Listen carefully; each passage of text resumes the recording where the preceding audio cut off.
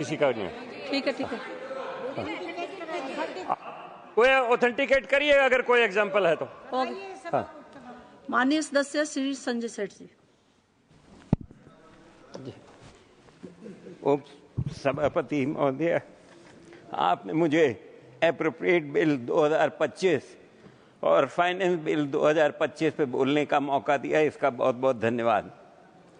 आज भारत की अर्थव्यवस्था $3 ट्रिलियन की हो गई है और इसके लिए मैं अपने यशस्वी प्रधानमंत्री माननीय नरेंद्र मोदी जी का और वित्त मंत्री श्रीमती निर्मला सीतारमण जी का बधाई देता हूं और मैं ये उम्मीद करता हूं कि जो उन्होंने सोचा है इसको $5 ट्रिलियन की इकोनॉमी बनाने का, वो सपना साकार होगा।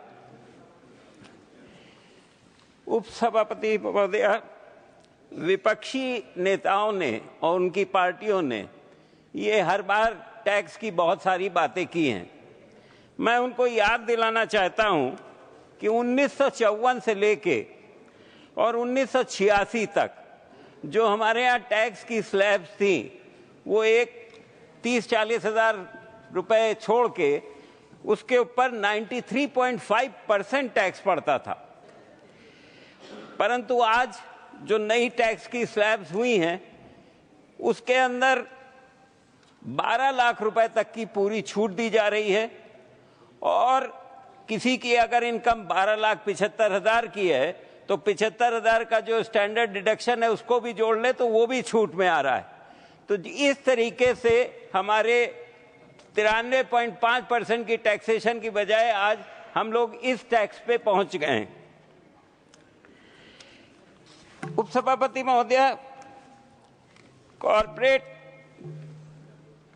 कॉर्पोरेट टैक्स की अगर हम बात करें तो हम लोगों का इस साल 2004 से 2014 तक कॉर्पोरेट टैक्स का रेट करीबन 38.9% था और उसमें 400 ऐसी कंपनियां थीं जो इस टैक्स को न देके केवल 22% टैक्स देती थी।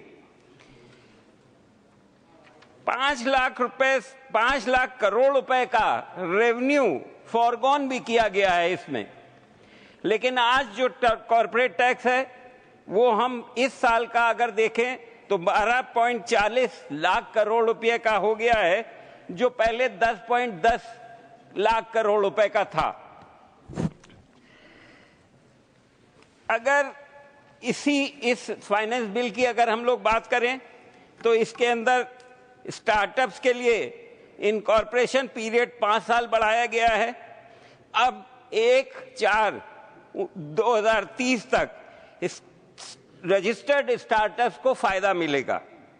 इसी तरह से अगर हेल्थ की बात करें, अभी हेल्थ की भी बात हो रही थी कि हेल्थ में कुछ नहीं खर्चा होता है, हम लोगों ने जेनरिक मेडिसिन पे बहुत बढ़ावा दिया है और 36 लाइफ सेविंग ड्रग्स और 37 पेशेंट असिस्टेंट मेडिसिन पर बेसिक कस्टम ड्यूटी पूरी तरीके से माफ कर दी है।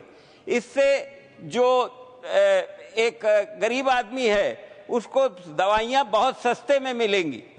इसके साथ साथ जो हमारे हेल्थ सेंटर्स हैं उसके अंदर कैंसर के लिए भी वहां पे डे केयर यूनिट बनाई जा रही है, तो कैंसर के पेशेंट्स को भी अच्छा लाभ इससे मिलेगा। उपसभापति महोदय, हमने एक्सपोर्ट्स के प्रमोशन में भी काफी काम किया है और इस फाइनेंस बिल के थ्रू हम लोग एक्सपोर्ट्स के लिए बहुत ज्यादा इंसेंटिव्स दे रहे हैं और उसके लिए कई कस्टम्स की छूटें भी इसमें दी जा रही हैं। हमने हैंडलूम सेक्टर के लिए भी बहुत सारे इस फाइनेंस बिल में प्रोविजंस किए हैं जिससे उसको मजबूती मिल सके। उपसभापति महोदय, एमएसएमई को भी आगे बढ़ाने का इस बजट में काफी काम किया गया है। माइक्रो एंटरप्राइजेस के लिए पहली बार एक कस्टमाइज्ड क्रेडिट कार्ड की स्कीम शुरू की गई है जिसमें 5 लाख तक की लिमिट होगी और पहले साल में 10 लाख कार्ड इशू किए जाएंगे। लघु और सूक्ष्म उद्योगों के आसान ऋण मिले, इसके लिए लोन गारंटी कवर पर 5 करोड़ से बढ़ाकर इसको 10 करोड़ रुपए किया गया है। इससे 5 साल में 1.5 ट्रिलियन यानी 1.5 लाख करोड़ रुपए का अतिरिक्त लोन मिल सकेगा। उपसभापति महोदय, ये बजट भारत को एआई सुपर पावर बनाने की आधारशिला भी रखता है। आज दुनिया एआई क्रांति की तरफ बढ़ रही है और भारत इसमें सिर्फ भागीदार नहीं बल्कि लीडर बन के उभरा है। 500 करोड़ रुपए की लागत से centre of excellence in AI for education स्थापित किया जा रहा है।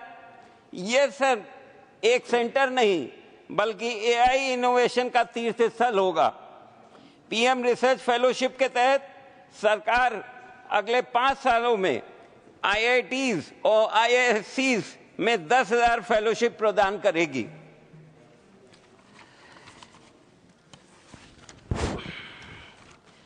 मेक इन इंडिया को बढ़ावा देने के लिए और ईज ऑफ डूइंग बिजनेस के तहत कस्टम ड्यूटीज में बहुत ज्यादा हम लोगों ने इस फाइनेंस बिल के थ्रू मदद की है, जिससे देश के अंदर मैन्युफैक्चरिंग का सेक्टर बहुत अच्छा मजबूती से काम करेगा।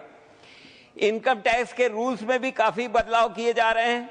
अभी एक हम लोगों के यहाँ नया इनकम टैक्स का एक पूरा बिल आ रहा है, जिसके लिए एक कमेटी बनी हुई है जो कमेटी इसके रूल्स को तय कर रही है और बहुत जल्दी ही इसका फायदा सारी जनता को मिल सकेगा। उपसभापति महोदय, जीएसटी के बारे में भी इस वक्त यहाँ पे बहुत सारा कहा गया है। हम लोगों ने जिस तरीके का जीएसटी का दिया है उसके अंदर कई स्लैब्स होती हैं। तो स्लैब्स इसलिए होती है कि अगर एक गरीब को कोई चीज मिल रही है तो उस पर कम टैक्स हो, और कोई लग्जरी आइटम के ऊपर अगर कोई चीज खरीद रहा है तो उसके ऊपर ज्यादा टैक्स हो। तो इसमें इसी तरीके से इसकी स्लैब बनाई जाती है कि जिसमें गरीब को फायदा मिले। तो इस गरीब के फायदे के लिए जीएसटी किया जा रहा है। और जहां तक जीएसटी कलेक्शन का सवाल है, 2023-24 में हम लोग 20 लाख करोड़ रुपए पार कर गए थे और फरवरी 2025 को एक महीने में हम लोग 1,84,000 करोड़ रुपया इसमें जीएसटी में हमें मिल रहा है। उपसभापति महोदय, रियल एस्टेट के ऊपर भी मैं कुछ बातें रखना चाहूंगा। रियल एस्टेट जो सेक्टर है वो एक पूरे जीडीपी का एक बहुत बड़ा कंट्रीब्यूटर होता है और उसमें सबसे ज्यादा रोजगार भी दिए जाते हैं। इसमें हम लोगों ने जो इस बार कहा है कि हम लोग एक मकान की जगह 2 मकान हम उनको एक आम आदमी को खरीदने का मौका देंगे और अब उसके ऊपर सेल्फ ऑक्युपाइड जो मकान होंगे उस पर कोई टैक्स नहीं होगा और उसका ऊपर कोई हिसाब नहीं लगेगा। रेंटल हाउसिंग के ऊपर भी काफी बढ़ावा दिया जा रहा है।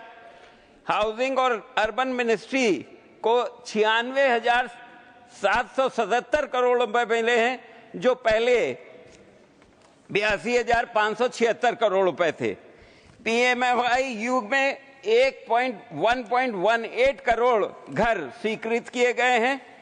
89 लाख नवंबर 2024 तक पूरे हुए हैं और पीएमएफआई U2 के तहत 1 करोड़ और परिवारों को घर मिलेगा।